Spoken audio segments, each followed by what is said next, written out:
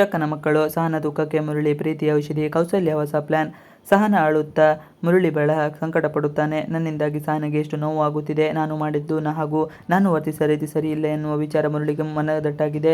ಆದರೆ ಸಹನ ಮನದ ತುಂಬ ನೋವನ್ನು ತುಂಬಿಕೊಂಡಿದ್ದಾಳೆ. ಆಕೆಗೆ ತನ್ನ ಗಂಡನ ಅವಮಾನದಿಂದ ಬಹಳ ನೋವು ಅನುಭವಿಸುತ್ತಿದ್ದಾಳೆ.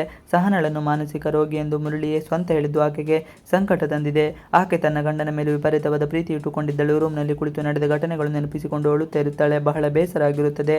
ಆಕೆ ಬಳಿ ಬಂದ ಮುರಳಿ ಅಳುತ್ತಾ, ಇದ್ದೀಯಾ, ಯಾಕೆ ಅಳುತ್ತಿದ್ದೀಯಾ, ನನಗೆ ಗೊತ್ತು ನಿನಗೆ ನನ್ನಿಂದ ಬಹಳ ನೋವಾಗಿದೆ ಎಂದು, ದಯವಿಟ್ಟು ನನ್ನನ್ನು ಕ್ಷಮಿಸಿಬಿಡು ಎಂದು ಹೇಳುತ್ತಾನೆ. ಆದರೆ ಸಹನ ಏನು ಮಾತನಾಡುವುದಿಲ್ಲ.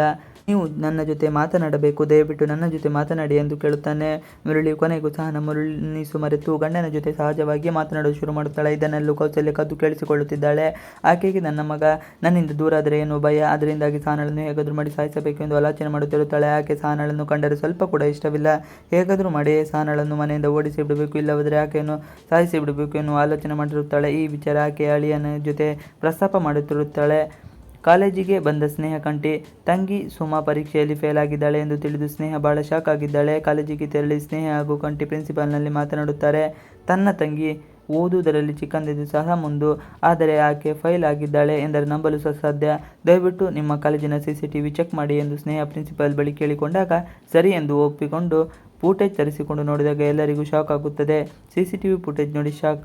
ಸುಮಾ ಆನ್ಸರ್ ಶೀಟನ್ನು ಯಾರೋ ಕದಿಮರು ತೆಗೆಯುತ್ತಿರುವುದು ನೋಡಿ ಶಾಕ್ ಆಗುತ್ತದೆ. ಶಿವಾನಿ ಮಾತ್ರ ಭಯದಲ್ಲಿ ಇದ್ದಾಳೆ. ಇನ್ನು ಶಿವಾನಿ ಮಾಡಿದ ಕುತಂತ್ರ ಕೆಲಸಕ್ಕೆ ತಕ್ಕ ಪ್ರತಿಫಲ ಸಿಗುವ ಸಮಯ ಹತ್ತಿರ ಇದೆ. ಸುಮಾಳನ್ನು ಕಂಡರೆ ಶಿವಾನಿಗೆ ಆಗಲ್ಲ.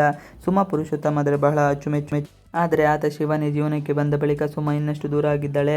ಸ್ನೇಹ ಖಡಕ್ ಮಾತಿಗೆ ಸೈಲೆಂಟ್. ಇದೀಗ ಶಿವಾನಿ ಆನ್ಸರ್ ಶೀಟ್ ಬದಲಾಯಿಸಿರುವುದು ಎಂದು ಎಲ್ಲರಿಗೂ ಗೊತ್ತಾಗುವ ಸಮಯ ಹತ್ತಿರ ಬಂದಿದೆ. ಯಾರು ಈ ಬಗ್ಗೆ ತಲೆ ಕೆಡಿಸಿಕೊಳ್ಳದಿದ್ದರೂ ಸ್ನೇಹ ಮಾತ್ರ ಸುಮ್ಮನಿರಲ್ಲ. ಮುಂದೆ ಶಿವಾನಿ ಗ್ರಹಚಾರ ಕಾದಿದೆಯಾ, ಸ್ನೇಹಳ ಮುಂದೆ ನಡೆ ನಿಮ್ಮದು ಕಾದು ನೋಡಬೇಕಾಗಿದೆ. ಇವಿಷ್ಟು ಇವತ್ತಿನ ವಿಡಿಯೋ. ಈ ವಿಡಿಯೋ ಇಷ್ಟವಾದರೆ please like, share and subscribe ಮಾಡಿ. Thanks for watching video.